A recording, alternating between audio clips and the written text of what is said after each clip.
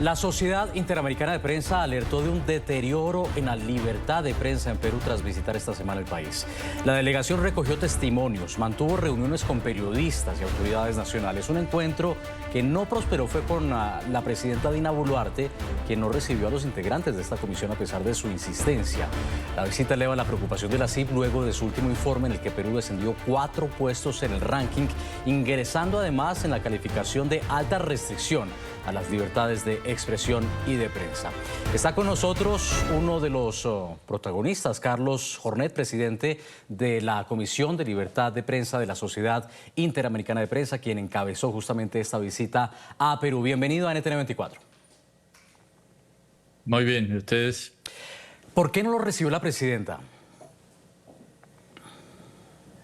Según el primer ministro, porque tomó la decisión de que él fuera la persona que nos recibiera. En realidad, nosotros hicimos gestiones con la presidenta y luego de varios días o semanas donde no recibimos respuesta, buscamos un camino alternativo que fue tomar contacto con el primer ministro y pedirle a él una entrevista. Por lo tanto, si la presidenta tomó la decisión de hacerlo, debió habernos respondido de modo formal, como nosotros hicimos el pedido, que ella se excusaba, pero que no, por sus compromisos no podía, y decir que nos iba a recibir el primer ministro. Esa comunicación nunca la recibimos.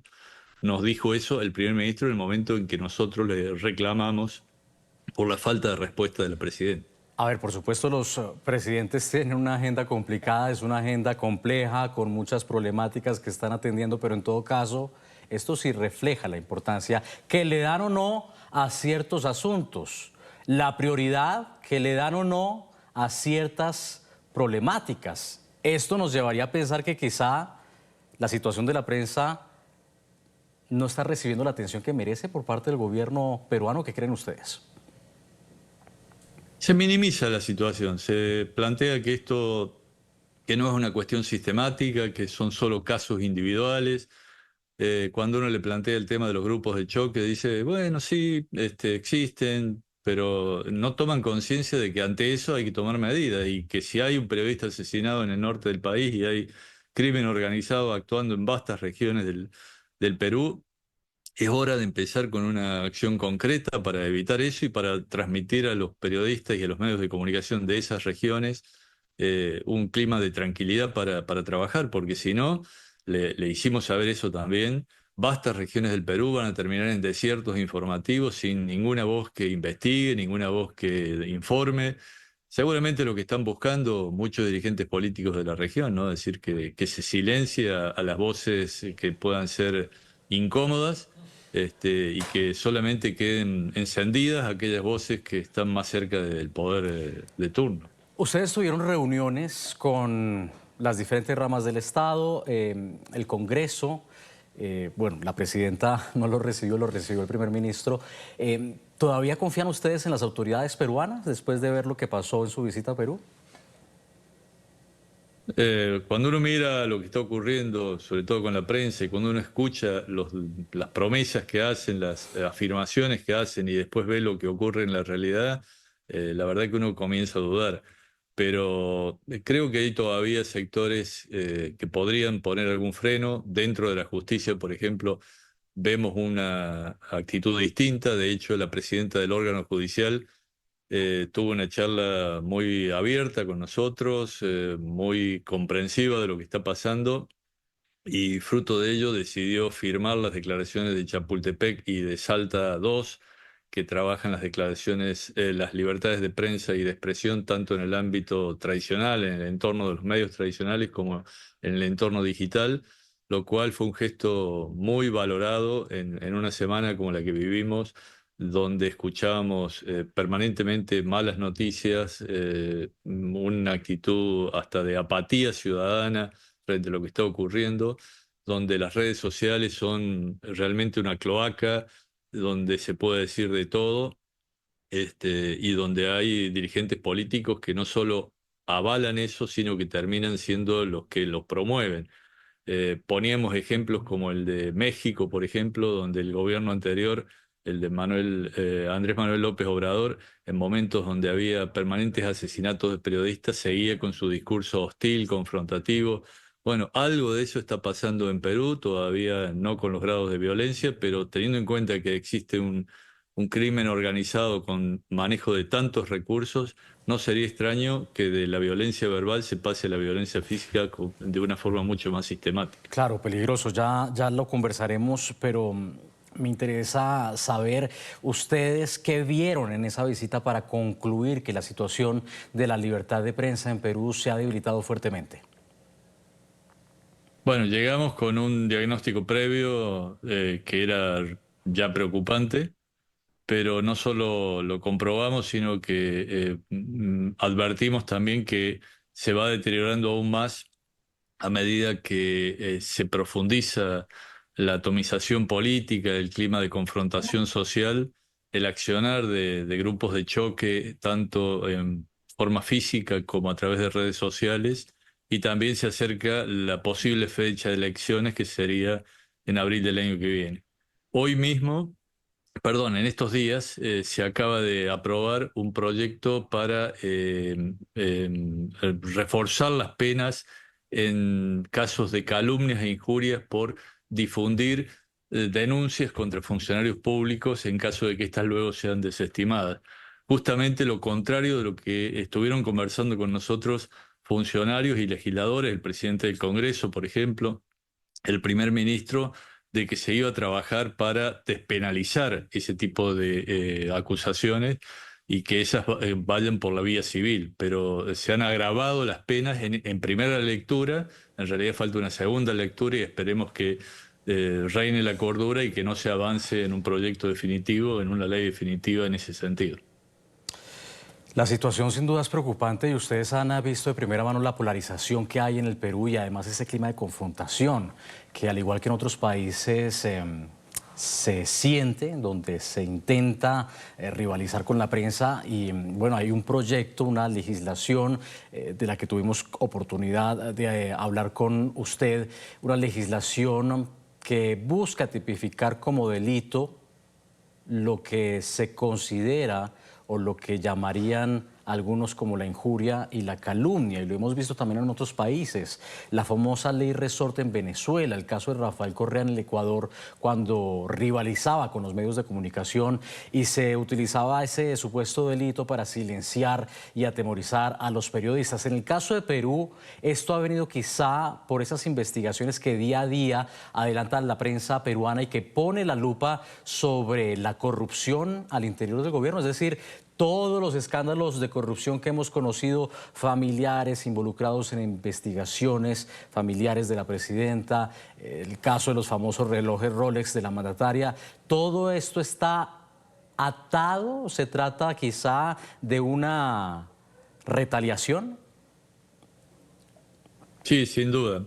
Nosotros hace un tiempo preguntábamos qué pasa que nadie en Perú de la clase política levanta las banderas de la libertad de prensa, cuando en realidad hay muy pocos dirigentes que hablan de estos temas. Y nos dijeron, bueno, nadie quiere levantar esa bandera porque todos de algún modo u otro están vinculados con casos de corrupción, con denuncias. Es una realidad de un clima de atomización política extrema, pero además de entrecruzamiento de intereses, ¿no? Ya no se trata de ideologías, de izquierdas, de derechas, sino de cuánto están involucrados o no en distintas causas, en muchos casos. Entonces, realmente, si no se trabaja en una profunda reforma política, va a ser muy difícil que esta situación se pueda encarrilar y empiece a mejorar la institucionalidad. Nosotros vemos un deterioro no solo de la libertad de prensa, sino de la institucionalidad en Perú. Usted mencionaba el caso de Venezuela, también el caso de Nicaragua fue similar. Se avanzó sobre las ONG, al igual que en esta semana se avanzó en Perú con una ley muy similar para limitar el acceso a financiamiento externo por parte de ONGs y también que éstas no puedan colaborar, por ejemplo, con pequeños medios de comunicación en zonas muy alejadas de la capital y que no tendrían otra forma de subsistir si no es con ese tipo de ayuda, ¿no? Ahora, hablando de los regímenes, autoritarios de la región. Perú sigue siendo de alguna manera una democracia, a pesar pues, de las tensiones actuales, a pesar del autogolpe que en su momento perpetró el entonces presidente Pedro Castillo y los desafíos institucionales que esto representó. ¿Podría encaminarse, en todo caso, el Perú hacia ese camino que están recorriendo o que ya recorrieron regímenes como el de Nicaragua o como el de Venezuela? En realidad, justamente en estos días, en las charlas que hemos mantenido con funcionarios, con congresistas, con representantes de la justicia, hemos transmitido nuestra preocupación en ese sentido. De una democracia híbrida, como hoy se define a Perú, se podría avanzar hacia un régimen autocrático en corto tiempo si no se empieza a corregir el rumbo, pero leyes o avances con proyectos como los que acabamos de conocer en estos días van en el camino exactamente contrario. Si no se empieza a trabajar de manera coordinada para rectificar el rumbo y llevar a un régimen de mayor institucionalidad, de mayor apertura democrática, Perú puede llegar a tener problemas mucho más serios en el corto plazo.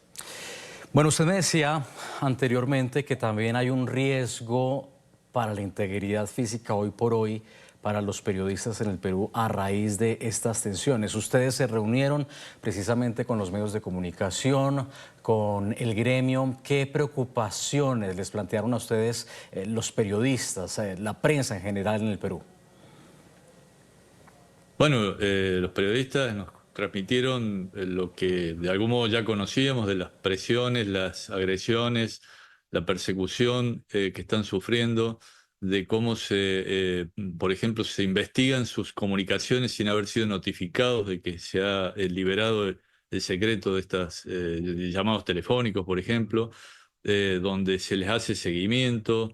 Donde estos grupos de choque que mencionaba recién, que en general están más vinculados con la ultraderecha, van a domicilios particulares de periodistas, los confrontan cara a cara y les gritan, y la policía mantiene total pasividad, señalando que no pueden actuar porque hace la libertad de expresión, cuando esos hechos suelen terminar, por ejemplo, tirándoles residuos, excrementos en la propia casa de los periodistas o en las redacciones de medios de comunicación.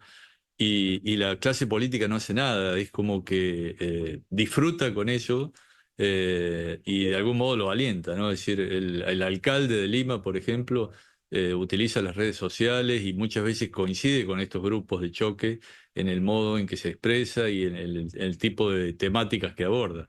Es un escenario realmente muy, muy preocupante, con un bloque claramente en contra de la libertad de prensa, cuando debería haber voces que se levanten para recuperar un clima de diálogo. Nosotros le decíamos, la presidenta Dina Boluarte, por ejemplo, no nos recibió, ni siquiera nos contestó los reiterados llamados que hicimos para tener un encuentro con ella. Pero la presidenta Dina Boluarte tiene el deber institucional de intentar calmar los ánimos y buscar un camino de diálogo que permita recuperar cierta cordura en las relaciones que se mantienen hoy en el seno de la clase política peruana. Bien, era Carlos Jornet, el presidente de la Comisión de Libertad de Prensa de la Sociedad Interamericana de Prensa, quien había liderado justamente esta reciente visita al Perú, en la que la presidenta Dina Boluarte pues finalmente no lo recibió. Gracias por haber estado aquí. Gracias, Nicolai. Saludos para ti y para toda la audiencia. Saludos.